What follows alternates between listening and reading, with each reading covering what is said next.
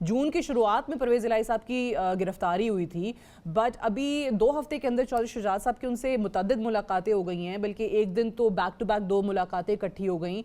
चल क्या रहा है? आपको लगता है परवेज़ इलाही साहब वापस आ सकते हैं? देखिए, परवेज़ इलाही साहब वापस से क्या मुराद है कि मुस्लिम लीग में वापस आ सकते हैं? जी जी जी।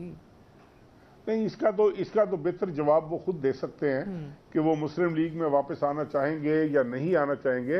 लेकिन मैं आपको एक गुजारिश करूं कि ये बड़ी अफसोसनाक बात है कि एक फैमिली को डिवाइड होते आप देखें, वो फैमिली जिसके आपने आज तक जिंदगी में बात ना सुनी हो, उसकी आप डिवीजन देखें अपनी आंखों के सामने, एक दूसरे पर इल्जामात देखें, अपने कानों से सुने आप, और उसके बाद जो मैं समझता हूं कि जिस तरह चौधरी परवेज़ इलाही साहब फरमा रहे हैं कि उनकी सेहत के ये हालात हैं, उनकी तबीयत ख़राब है, इस तरह के मामलात हैं, तो मेरे ख्याल में ये उनकी फैमिली के सोचने के मामला है। ये लम्हा फिक्रिया उनके बच्चों के लिए है कि वो सोचे कि उन्होंने किस तरीके से एक्ट करना है, किस तरीके से बिहेव करना है। बट मुझे चीमा साहब एक चीज बताइए जिस पे आई थिंक बहुत सारे लोगों को हैरत भी हुई, परवेज़ इलाही साहब का जो एक सियासी एक कहना चाहिए कि रिवायत चलती आ रही है या जो उनका रिकॉर्ड रहा है, वो तो इस तरह का नहीं कभी भी रहा जो वो अब कर रहे हैं। तो एक तो बताइए कि 9 मई के बाद भी जब खुद पाकिस्तान तहरीक इंसाफ के इतने सालों से वाबस्ता अफराद, सीनियर तरीन लोग, परवेज़ खटक जैसे, असद उमर जैसे, वो लाताल्लुकी का इजहार कर देते हैं और परवेज़ इलाही साहब नहीं करते, क्यों?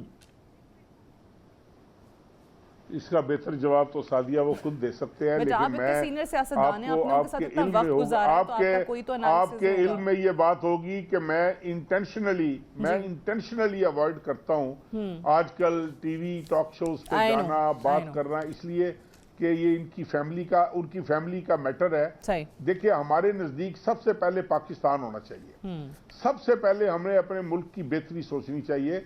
अगर मुल्क की बेहतरी के लिए इस तरह के 100 इमरान खान भी कुर्बान करने पड़े तो मैं समझता हूं कि वो बहुत मामूली सा सौदा होगा, बड़ा सौदा नहीं होगा। आप ये देखें कि मुल्क के लिए बेहतर क्या चीज है।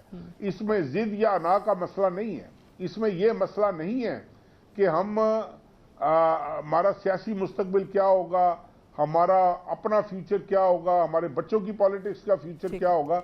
ये बेहतर जवाब चौधरी साहबान खुद दे सकते हैं। बिल्कुल सही। I am too small to answer this. चलें, वन लास्ट क्वेश्चन चीमा साहब, इलेक्शंस आपको लग रहा है वाकई टाइम पे हो जाएंगे या इस साल हो जाएंगे? एंड PMLQ का क्या प्लान है नून लीग के साथ सीट एडजस्टमेंट का?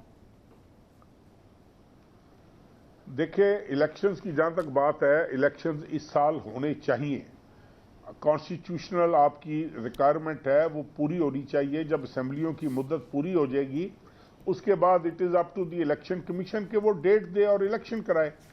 और इसमें मेरा नहीं ख्याल कि किसी भी पॉलिटिकल पार्टी को इतराज है। और इसके अलावा जो आपने कहा है सीट एडजस्टमेंट की बात जी, तो वो चौधरी साहब आजकल में मेरे ख्याल में एक मीटिंग बुला रहे हैं, उसके अंदर असल में एक सूरत क्लियर हो ना, जैसे ही इलेक्शन की सूरत वाज़े होगी हर पॉलिटिकल पार्टी ये सोचना शुरू कर देगी कि उसने अगर सीट एडजस्टमेंट करनी है तो किन हालात में करनी है, अपने तौर पर इलेक्शन लड़ना है तो कैसे लड़ना है। तो मेरे ख्याल में ये टाइम आएगा तो इस पर हम फैसला कर रहे हैं।